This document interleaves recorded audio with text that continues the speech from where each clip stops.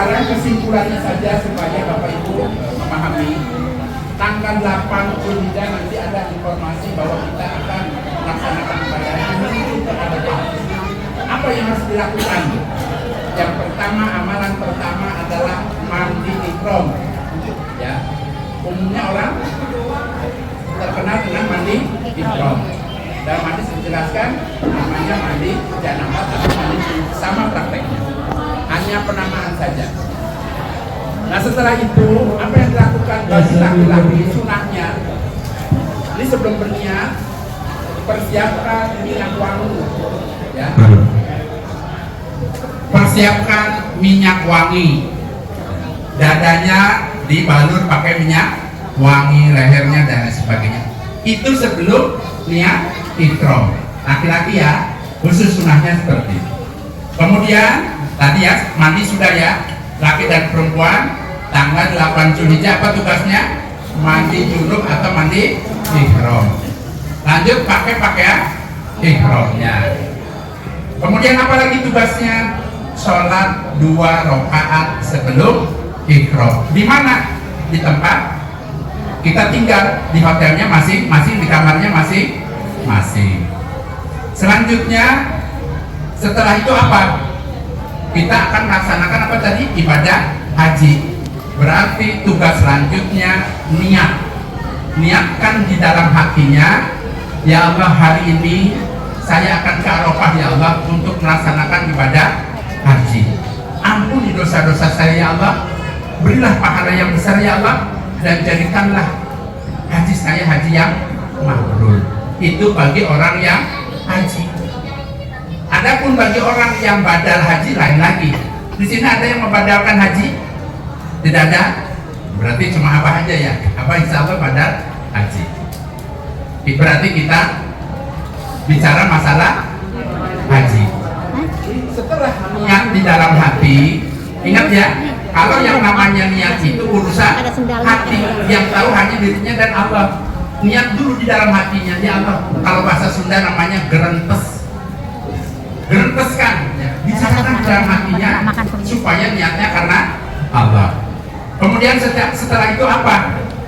Ada ucapan ya, atau lafadznya, labbaik Allahumma hajjah. Kalau diartikan, ya Allah, aku datang memenuhi panggilanmu untuk melaksanakan ibadah haji. Sampai di sini paham ya? Oke, coba sama-sama. Labbaik Allahumma hajjah. Labbaik Allahumma hajjah. Ya, seperti itu ucapannya. Lanjut ya. Setelah itu apalagi tugasnya? Ya, tugasnya aja langsung ya. Silakan membaca talbiyah. Nah, mengenai talbiyah pun di sini Abah akan sedikit koreksi. Kadang-kadang ada orang itu belum begitu memahami betul bacaan talbiyah. Ada sedikit yang harus diperbaiki. Ini umumnya ya. Biasa apa itu kalau bimbing jamaah umroh itu ada 1-2 orang itu asal nyebut. Biasanya salahnya itu adalah pada saat yang terakhir. Ini yang kurang tepat. Yang kurang tepat dicontohkan dulu ya. Labbaik Allahumma labbaik, labbaik la syarika lak labbaik, innal hamda wan ni'mata laka wal mulk. Bukan laka wal mulk, tapi laka wal mulk. Yang ada huruf kafnya. La syarikalah, bukan la syarikalah, tapi la syarikalah, huruf kaf. Dipahami ya? Sekarang yang benar. Labbaik Allahumma labbaik, labbaik la syarika lak labbaik, innal hamda wan ni'mata laka wal mulk la syarika lak. Itu yang tepat sesuai hadis Nabi. Sekarang uji coba, boleh? Ikuti. Labbaik Allahumma labbaik, Labbaik Allahumma labbaik, labbaik la syarika lak labbaik, labbaik la syarika lak labbaik, innal hamda innal hamda wan ni'mata wan ni'mata laka wal mulk laka wal mulk la syarika lak. la syarika lak. Baik. itu dibaca setelah tadi berniat dan melafazkan niatnya. Pada saat seseorang sudah berniat untuk melaksanakan ibadah haji, kemudian dia melafazkan niatnya labbaik Allahumma hajjan, maka dilanjutkan dengan membaca talbiyah. Tuntunannya laki-laki keras itu dalam artian itu tegas. Kalau wanita tuntunannya sunahnya itu pelan-pelan saja, ya. Nah kemudian ya, silakan diulang-ulang pada saat keluar dari bis, ya bis kita singkat saja. Ingat ya, laki-laki tadi pada saat sudah pakai pakaian ihram jangan pakai dalaman, hanya 2 helai kain. Kemudian naik bis, kita berangkat ke Arafah. Tanggal berapa? Tanggal 8 apa? Zulhijjah. Kemudian tugasnya ngapain di Arafah? Tugasnya tetap tadi membaca apa? Talbiyah. Kemudian sholat duhur, sholat asar, maghrib tadi kan sudah dijelaskan. Hanya saja tadi beliau menanyakan sholatnya itu apakah di qasar, apakah di di jamak, ya begitu. Pada saat tanggal 8 Zulhijjah itu cukup di qasar saja. Nanti pada saat tanggal 9-nya di jamak. Ya. Ulangi ya, kita kan tanggal 8 nih, belum sholat duhur. Silakan sholatnya di apa tadi? Qasar. Di jamak, di qasar. Sholat duhur 2 rakaat. Nanti asar 2 rakaat. Maghrib 3 rakaat. Isya 2 rakaat. Tapi besok tanggal 9 ya, tuntunannya sunahnya itu adalah di jamak qasar. Oke, kita langsung saja. Setelah tanggal sekarang kita percepat tanggal 9 Zulhijjah. Setelah matahari tergelincir, kemudian masuklah waktu wukuf. Apa yang dilakukan? Khutbah. Namanya khutbah wukuf. Setelah selesai khutbah wukuf, kemudian melaksanakan apa? Sholat duhur 2 rakaat. Kemudian sholat asar 2 rakaat. Berarti pertama tanggal 9 masuk waktu duhur, khutbah. Selesai khutbah, adzan. Ya. Setelah adzan, untuk melaksanakan sholat apa? Duhur. Setelah sholat duhur, kemudian lagi sholat asar. Berarti adzan sekali, berapa kali? 2 kali. Kemudian setelah itu apa lagi Abah Jojo? Tugasnya adalah doa masing-masing. Ya, kenapa? Karena pada hari itulah yang ditunggu-tunggu oleh orang yang haji, doanya makbul. Biasanya kalau Abah itu keluar dari tenda, cari pohon yang rindang, ngampar, berdoa. Ya, itu seperti itu supaya betul-betul khusyuk. Kalau capek bagaimana Abah? Kalau capek ya boleh istirahat. Kita lanjut saja ya biar cepat karena ada tuntunannya sudah ada di hadisnya. Nanti pada saat selesai wukuf, yaitu sekitar jam 5 sore, nanti kan mungkin persiapan dan sebagainya. Insya Allah kita akan melaksanakan sholat maghrib dan isya di jamak qasar. Ya. Di mana? Di Arafah. Karena kalau tuntunan Nabi, memang Nabi itu berangkat pada saat masuk waktu maghrib, Nabi berangkat menuju ke Musdalifah, sholat maghrib dan isyanya di Musdalifah. Karena yang haji ini kurang lebih 3 juta orang, jadi kita sholatnya boleh di mana? Di Arafah. Maghrib 3 rakaat, lanjut apa? Isya 2 rakaat. Kemudian naiklah ke bis, berangkat menuju ke mana? Musdalifah. Apa tugasnya di Musdalifah? Ingat ya, kita tugas masih ada tugas yang namanya baca apa tadi? Talbiyah. Kapan selesainya bacaan talbiyah itu? Apa? Selesainya pada saat Bapak Ibu akan melempar jumroh Aqobah tanggal 10 baru selesai. Jadi sunnahnya, tuntunannya orang yang haji itu pada saat dia berniat melafazkan niatnya terus baca talbiyah. Ya, silakan diulang-ulang. Kemudian di Musdalifah tugasnya istirahat. Ya, dalam hadis itu dijelaskan Nabi itu memberikan arahan kepada rombongannya, silakan tidur istirahat. Kenapa? Karena besok ada momen yang sangat krusial, yaitu lempar jumroh Aqobah. Lanjut ya. Pada saat Bapak Ibu berada di Musdalifah, Kalau umpamanya dari pemerintah dikasih batu kerikil, ya diterima, berarti itu kita bisa gunakan untuk lempar jumroh. Kalau ternyata tidak disediakan, bisa mencari di mana? Di Musdalifah. Ya. Berapa banyak apa? Kalau yang dibutuhkan 70, tapi diusahakan umpama dilebihkan 10 jadi 80 umpamanya, ya. Jadi lebih baik lebih. Nah sekarang kalau nggak dapat kantong dari pemerintah buat apa lempar jumroh, silakan bisa beli di online, juga banyak yang jual. Ya modelnya di kerut, modelnya seperti itu boleh. Atau mau bikin di rumah barangkali boleh. Lanjut ya. Pada saat Bapak Ibu ternyata berkesempatan baik tinggal di Musdalifah, bermalam di situ, istirahat di situ, kemudian berkesempatan bisa sholat di Musdalifah. Sholat apa? Sholat subuh. Jadi kita kalau betul-betul memang tidak kredit, jadi ambil baiknya. Kemudian setelah sholat subuh itu apa? Nabi itu banyak memperbanyak doa kepada Allah. Dan sebelum matahari terang, Nabi sudah berangkat menuju kemana? Ke Mina. Itu kalau zaman dulu Nabi menceritakan dalam hadis seperti itu. Terus kita bagaimana? Kalau kita tergantung situasi dan kondisinya.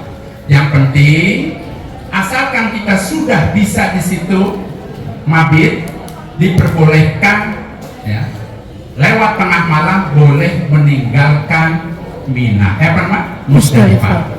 Ya. Umpama dari pemerintah karena kondisinya kredit dan sebagainya tidak apa-apa. Yang penting sudah lewat tengah malam. Contoh misalnya jam 3 umpamanya, boleh tidak apa-apa. Karena waktu itu ada sahabat itu bertanya, Nabi, saya ini kan tugasnya untuk ini. Terus ada yang nenek-nenek, ada yang perempuan yang gini. Kira-kira bolehnya kalau duluan? Gitu ya. Diperbolehkan, tapi setelah lewat tengah malam. Lanjut ya. Nanti dari Musdalifah, paginya Musdalifah itu berarti tanggal berapa? Tanggal 10 Dzulhijjah. Kalau di Indonesia itu umumnya takbiran sholat Idul Adha. Nah kita ke Mina, ya. Kemudian di Mina itu ya, namanya tas-tas semua dirapikan. Kemudian nanti insya Allah bareng-bareng waktu duha kita menuju ke Jamarot, tempat lempar jumroh Aqobah. Jangan lupa bawa apa? Bawa batunya, ya. Bawa batunya jangan 7 dipasin, bawa umpama 15 ya, dilebihin. Nah kemudian ya, mudah-mudahan sih di sana tidak terlalu panas. Tapi sepengetahuan Abang, walaupun tahun 2026 ini masuk musim dingin, tapi kalau siangnya tetap aja insya Allah panas ya. Untuk wanita persiapan bawa payung, bawa topi. Kalau laki-laki boleh nggak bawa payung? Boleh, tapi jangan pakai topi ya, karena masih dalam keadaan berihram. Ada larangan-larangannya. Lanjut ya. Sesampainya di kurang lebih sekitar 2 km kita berjalan, sampailah yang tadi yang namanya Tugu Aqobah ya. Posisinya tadi sunahnya itu adalah Ka'bah, posisinya ada di sebelah kiri, Mina ada di sebelah kanan. Ingat-ingat ya. Nah kemudian silahkan melempar. Tadi tips dari Pak Ustadz, usahakan beranikan saja ke bibir sumurnya, nggak usah ragu-ragu. Kenapa? Kalau ragu-ragu itu pun belum tentu masuk dari jauh, bahkan bisa mengenai pala orang. Perbanyak doa aja. Ingat ya, doanya makbul kalau orang yang haji dan umroh. Ya Allah mudahkan saya, lancarkan saya agar saya bisa menyelesaikan lempar jumroh secara sempurna ya Allah. Beranikan saja masuk ya. Kemudian caranya tadi ambil apa? Siapkan batu, lempar ya. Bismillah Allahu Akbar 1, Bismillah Allahu Akbar 2. Pertanyaannya, umpama ada yang bawa orang tua sakit pada tanggal 10 tidak bisa berangkat, bagaimana caranya? Anaknya umpama atau suaminya yang istrinya sakit bisa diwakilkan. Caranya bagaimana? Caranya dia sendiri selesaikan kewajibannya ya, lempar dulu 7, kemudian di hatinya nyiapkan akan mewakilkan istrinya atau ibunya yang sakit, umpama kondisinya tidak bisa melaksanakan jumroh Aqobah. Itu tanggal berapa? Tanggal 10. Setelah melempar, tuntunan dalam hadis itu tidak ada doa khusus, tapi langsung Nabi itu menyembelih dan langsung tahallul. Nah kita ya, ada dua tadi pilihan, boleh tahallulnya umpama di tempat itu ya boleh. Kalau saya nanti aja di tempat tenda, berarti ingat belum selesai, masih punya aturan-aturan yang tidak boleh dilanggar karena masih berpakaian ihram, masih berihram karena belum tahallul. Ya, pulang ke tenda, saya maunya di tenda aja boleh. Ya, siapkan teman-temannya yang bawa umpama alat dan lain sebagainya. Bismillah, potong yang sebelah kanan, kemudian yang sebelah kiri, kemudian silahkan. Sunahnya itu ya lebih afdolnya adalah dicukur apa? Gundul. Apa boleh nggak digundul? Boleh, tetapi tuntunannya diusahakan potong rata. Kenapa? Dan harus dijelaskan satu helai rambut ini pahalanya adalah satu kebaikan, kemudian dihapus satu kesalahan atau satu dosanya. Oke, lanjut ya. Kemudian tidur di mana? Di Mina. Besok tanggal 11 setelah sholat zuhur kita berangkat. Sholatnya di Mina bagaimana apa? Sholatnya di qashar. Ya, berarti zuhur berapa rakaat? Hanya 2 rakaat. Ya, setelah sholat zuhur berangkat lagi menuju ke Jumroh Ula Wusta Aqobah. Ya, tadi kan Pak Ustadz sudah jelaskan lempar 7 kali di mana? Tubuh yang kecil itu, kecil ya. Ula 7 kali lemparan. Kemudian ke belakang melipir, dari jauh terlihat yang namanya menara tower jam-jam itu ancer-ancer, disitulah letak Ka'bah. Ya, berdoa itu makbul, tuntunan seperti itu. Nabi itu mengerjakan seperti itu. Kemudian setelah selesai berdoa, cari lagi yang namanya tadi tubuh wusta. Ya. Silakan lempar 7 kali, kemudian setelah itu menghadap ke Ka'bah, berdoa kembali. Lanjut. Lempar lagi yang tubuh yang paling besar namanya apa? Aqobah. 7 kali lemparan, tidak ada doa tetapi langsung ke tenda. Itu yang dilakukan Nabi bersama para sahabatnya. Dari sini ada pertanyaan? Boleh bertanya, tidak apa-apa. Lanjut ya? Oke, boleh.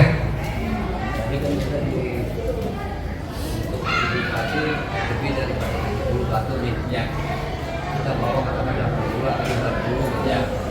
Karena kita sudah meyakinkan bahwa tubuh itu semuanya dapat ya. Ini batu yang sisanya kenapa ini kita kantong kita kemana aja gitu. Baik. Tadi apa sudah berikan tipsnya ngambil batu umpamanya Musdalifah. Silakan ambil, jangan 70 disisakan, khawatir kurang. Adapun nanti pada saat setiap mau berangkat lempar jumroh supaya dilebihi, contoh tanggal 11 itu kan dilempar kan 21, bawalah 30, sisanya di kemana aja, bawa lagi ke tenda. Nanti besoknya kan melempar lagi, itu sebagai cadangan, dipahami ya, sebagai cadangan saja, khawatir ada kekurangan jadi kita tinggal ambil yang dari cadangan. Oke? Nah, lakukan itu pada tanggal 11, 12, 13 sama semua prakteknya seperti itu. Tadi sudah dicontohkan.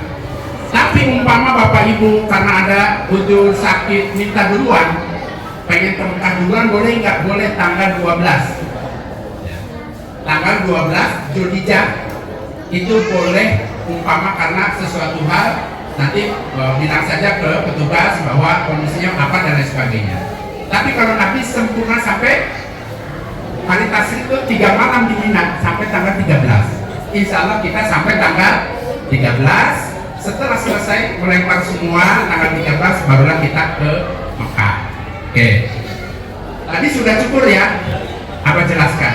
Pada saat seseorang itu tanggal 10 lempar jumroh, kemudian kita kan sudah ada yang mengkoordinir masalah menyembelihnya dan sebagainya, tinggal cukur saja. Kalau orang tersebut sudah cukur berarti lepaslah larangan ikhramnya, kecuali hanya satu, tidak boleh hubungan suami istri. Kemudian kalau setelah selesai kita nginap di Mina 3 malam, kita berangkat ke Mekah untuk apa? Melaksanakan tawaf ifadah. Orang umumnya biasanya mengenal tawaf haji. Prakteknya bagaimana? Prakteknya pakaiannya itu tidak harus pakai putih-putih, Kenapa? Karena kondisinya kita tadi sudah tahallul. Bahkan pemerintah Saudi bisa lihat tuh di video. Kalau pada saat tanggal hajian itu yang muterin Ka'bah itu pakaiannya macam-macam. Karena memang tentunya nggak wajib pakai kain ihram. Ingat ya. Tapi nanti lihat situasi dan kondisi. Nah, tugasnya apa? Tugasnya Bapak Ibu tadi niatkan dalam hatinya akan melaksanakan apa? Tawaf ifadah. Silakan masuk ke dalam masjid, kemudian usahakan bisa melihat Ka'bah. Kenapa? Karena sekali mandang saja kalau Bapak Ibu di dalam hatinya ada niatan ingin mendapatkan pahala dari Allah, Allah akan memberikan pahala 20 rahmat. Kalau bisa baca doanya kan ada tuh di yang digantung, Allahumma jib baitaka hadza tasrifan wa taqdiman wa taqdiman wa birra wa mahabbah. Itu doa yang paling mudah dari hadis Nabi. Ya, mudah gampang. Apakah ada doa lain? Ada tapi panjang. Jadi insya Allah pengurus di sini membuat dari hadis yang paling mudah untuk Bapak Ibu. Lanjut ya. Kemudian Bapak Ibu berarti kan tadi pakaian bapak-bapak aslinya bebas. Tidak pakai ihram, ya. Turun ke pelataran Ka'bah, kemudian siap-siap kalau Bapak kebetulan abang ditunjuk untuk ngurusi para bukan abangnya, angkat tangan abang jojonya Bismillah Allahu Akbar, kemudian berurutan, ya. Jangan masih jauh sudah Bismillah Allahu Akbar, luruskan dulu dengan pojok Hajar Aswadnya, jangan ikutin saya. Pada saat saya Bismillahirrahmanirrahim jauh-jauh sudah angkat tangan, itu kurang tepat. Luruskan dulu menghadap badannya ke Baitullah, lurus dengan Hajar Aswad, kemudian angkat. Ya, Bismillahirrahmanirrahim. Kemudian apa? Baca zikirnya. Ya, Subhanallah walhamdulillah wala ilaha illallah wallahu akbar wala haula wala quwata illa billah. Itu mudah. Ya. Kemudian itu yang zikir diulang-ulang. Andaikan ada rombongan yang keras-keras, kencang-kencang, zikirnya subhanallah walhamdulillah, nggak perlu diikuti dan kita nggak perlu marah. Ya, biarkan saja. Hanya saja bimbingan yang sesuai dengan tuntunan itu adalah yang namanya zikir itu pelan-pelan. Ya. Allah itu maha mendengar. Keduanya bisa mengganggu orang lain juga lagi ibadah. Makanya tadi kita berzikir sebagaimana zikir pelan-pelan saja. Berputar melewati apa tadi? Ka'bah, nanti ada yang namanya pojok rukun Yaman. Bismillahirrahmanirrahim. Diganti doanya yang paling pendek itu Rabbana atina fid dunya hasanah wa fil akhirati hasanah wa qina adzabannar. Apa saya ingin mendoakan anak saya supaya jadi jenderal? Di mana kira-kira? Boleh di situ. Pada saat Bapak Ibu Bismillahirrahmanirrahim melewati rukun Yaman, ya, Allah memerintahkan 70 malaikat untuk mengamini yang doa antara rukun Yaman ke Hajar Aswad. Rabbana atina fid dunya hasanah wa fil akhirati hasanah wa qina adzabannar. Ya Allah, semoga anak saya yang pertama jadi dokter ya Allah. Semoga pulang dari haji, semoga saya bisa beli rumah yang mewah ya Allah. Boleh.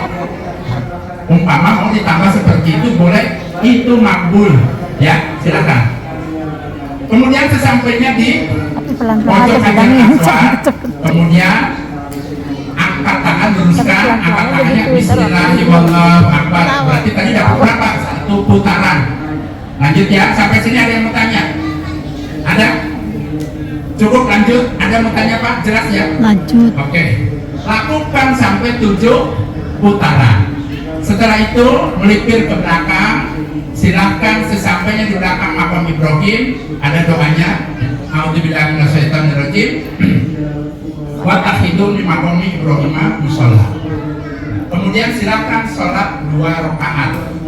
Ya, sunahnya ya, Pak Ustadz kemarin sudah jelaskan. Rakaat pertama baca Al-Fatihah dan Al-Kafirun. Rakaat kedua Al-Fatihah dan Qul tahu ya. Insyaallah ibu-ibu tahunya Qul surat Al-Ikhlas. Nah, kemudian di sini apa ingatkan? Di hadis itu dijelaskan Nabi memberikan arahan pada saat setelah selesai sholat 2 rakaat, kalau Bapak Ibu ingin supaya betul-betul manjur doanya, sebelum doa dibaca doa Nabi Adamnya. Ya. Nah, kelebihannya apa doa Nabi Adam? Yang pertama, Allah akan mengabulkan doa-doanya. Yang kedua, diampuni dosa-dosanya. Yang ketiga, dihilangkan dari segala kesusahannya. Yang keempat, kalau Bapak Ibu pedagang atau pengusaha, Allah akan bantu usahanya, dagangnya supaya mendapatkan keuntungan. Dan yang terakhir, urusan dunianya Allah akan permudah. Amal tuh. Walaupun Bapak Ibu tidak minta, Atau duitnya. berarti luar biasa. Doanya dikabulkan, diampuni dosanya. Bapak Ibu ternyata butuh sesuatu, nggak minta, Allah kasih jalannya. Ya. Silakan dibaca apa tadi? Doa Nabi Adam. Caranya bagaimana? Assalamualaikum, assalamualaikum. Sholat di mana tadi? Di belakang makom Ibrahim. Berapa rakaat? 2 rakaat. Angkat tangannya. Ya. Kemudian memuji dulu kepada Allah. Alhamdulillahirabbil alamin. Kemudian baca sholawat. Yang pendek saja, Allahumma sholli ala Muhammad wa ala ali Muhammad. Kemudian lanjut membaca apa tadi? Doa Nabi Adam. Allahumma anta ta'ala musyrif wa ala niyati faqal matil, dan seterusnya. Barulah minta kepada Allah. Apa permintaannya? Jangan lupa, mintalah pengampunan kepada Allah. Mintalah hidup ini hanya sekali. Bagaimana caranya kalau kita meninggal bisa masuk surga, selamat dari neraka. Itu titik pesan dari awal. Bapak Ibu, ibadah kan tujuannya pengen apa? Bahagia sih. Akhiratnya minta kebahagiaan seperti akhirat, barulah urusan dunia. Ya. Setelah itu ke belakang minum air Zam-Zam. Nah, untuk minum air Zam-Zam, tips dari Abah itu adalah di situ ada tulisan COLD, cold, berarti dingin. Usaha yang tidak ada tulisan warna merah, yang nggak dingin. Kenapa? Biasanya fisiknya lagi capek, minum dingin, batuk-batuk lah apa ya. Jadi Abah sarankan cari yang nggak dingin. Cara minumnya bagaimana? Tuntunannya sesuai dengan tuntunan pada saat itu ya. Kita bicara pada saat itu. Nabi setelah sholat 2 rakaat, kemudian dia ke belakang, kemudian Ibni Abbas mengambilkan air Zam-Zam. Nabi minumnya berdiri menghadap ke Ka'bah. Bukan berarti kalau di rumah minum air Zam-Zam harus berdiri.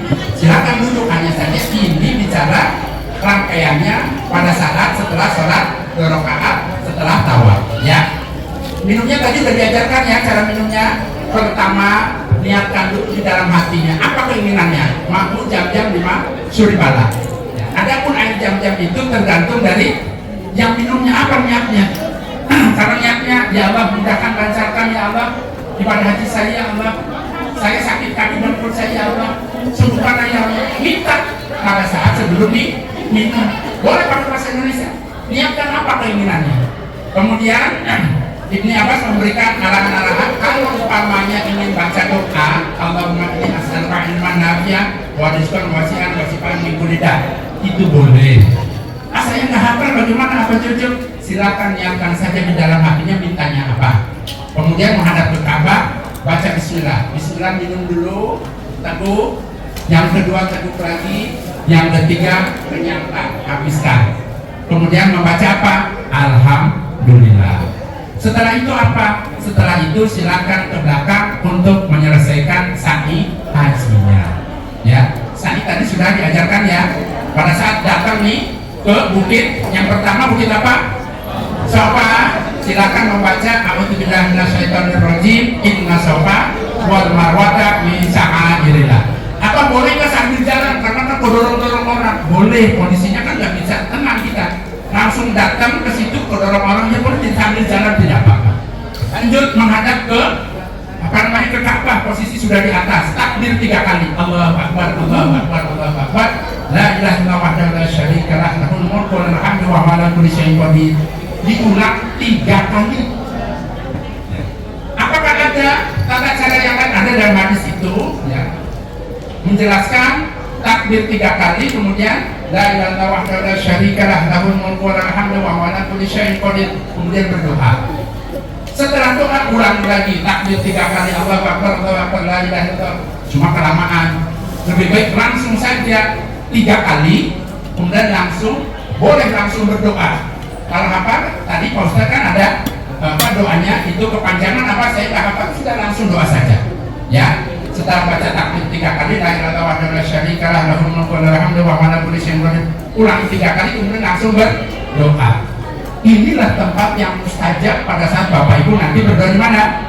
Di bukit yang pertama Sofa. Manfaatkan ya. Dan yang namanya doa jangan ragu-ragu. Tangan yang kelihatan ragu-ragu kayak ngomong nggak begini tangannya. Angkat tangannya. Ya Allah, saya betul-betul butuh. butuh surgamu, butuh pengampunanmu, ya angkat tanganmu. Ya, lanjut. Setelah itu turun ke bawah. Ya. Memang dalam hadis itu tidak ada tuntunan yang baku, tidak ada bacaan harus apa dan sebagainya. Diperbolehkan berzikir, subhanallah, walhamdulillah, wala ilaha illallah, wallahu akbar dan seterusnya. Apa bolehkah saya kentut? Boleh, tidak apa-apa, tidak harus punya wudhu. Adapun pada saat tawaf di Baitullah wajib punya wudhu. Apa saya batal pada saat wudhu? Ya, itu melipir sedikit, nanti kelihatan ada WC. Bisa tanya ke orang-orang yang tukang pel. Tersedia sekarang tidak jauh dari area tawaf. Ini umpamanya, karena hukumnya harus apa? Punya wudhu. Kalau umpama diterusin aja nggak enak sama Abah Jojo, ketarik ketinggalan, batal.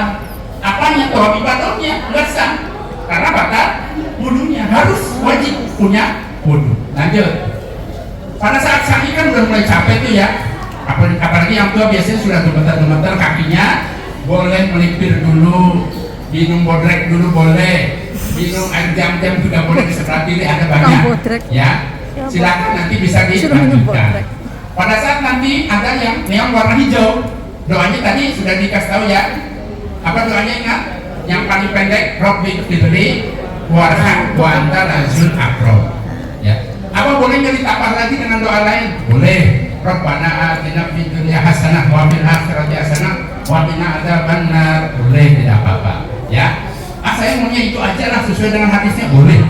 Lanjut. Kurang lebih yang namanya di bawah neon itu, laki-laki kan sunahnya lincik ya, lari-lari. Kalau ibu-ibu jangan lari-lari ya, jalan biasa saja. Itu yang sunah laki-laki. Tapi larinya bukan sekencang-kencangnya, karena biasanya ada orang tuh kayak mainan. Itu merupakan ibadah ya, sambil main ketawa tuh lari-larian. Jangan ikuti hal-hal seperti itu. Ya. Namanya praktek sa'i juga sama, itu merupakan ibadah. Kurang lebih sekitar 150 meter akan melewati neon warna hijau, kemudian berzikir kembali sampailah di bukit yang kedua, bukit apa? Marwah. Silahkan doa yang tadi ya. Alhamdulillah minasyaitonirrajim, inna shafa wal marwata min sya'airillah. Naik ke atas, kemudian menghadap ke Ka'bah. Posisinya semua teher yang ada di lantai, yang lantai sana itu semuanya menghadap ke Ka'bah. Tinggal ikuti saja ya, sambil berdoa. Doanya sama dengan yang di bukit yang awal. Lakukan itu sebanyak 7 perjalanan. Kalau sudah selesai nanti Bapak Ibu ini selesai semua rangkaiannya, berarti sudah lulus dari sekolah, sudah lulus, sudah lepas yang namanya apa? Larangan ihram 100%. Boleh hubungan suami istri karena sudah menyelesaikan rangkaian semuanya. Ada pertanyaan? Kalau orang bilang tahallul tani, ya karena yang awal itu kan sudah menjadi. Sudah ada pertanyaan? Cukup ya? Nggak ada makan. Ini sedikit informasi buat Bapak Ibu. Insya Allah saya tadi menurut Bapak Haji Herman, ya, diberikan tugas nanti untuk membimbing jamaah-jamaah haji di sana. Hanya saja mungkin kalau belum kenal, buka YouTube-nya. Di situ tulis aja, klik Abah Jojo. Nanti insya Allah ada di situ Abah banyak memberikan arahan-arahan khusus haji dan umroh. Itu pertama. Yang kedua, bisa lihat TikTok Abah, karena baru 2 bulan Abah buka TikTok, namanya Abah Jojo Umroh. Boleh. Baik, saya rasa itu saja sedikit pemantapan dari saya. Lebih kurangnya saya mohon maaf.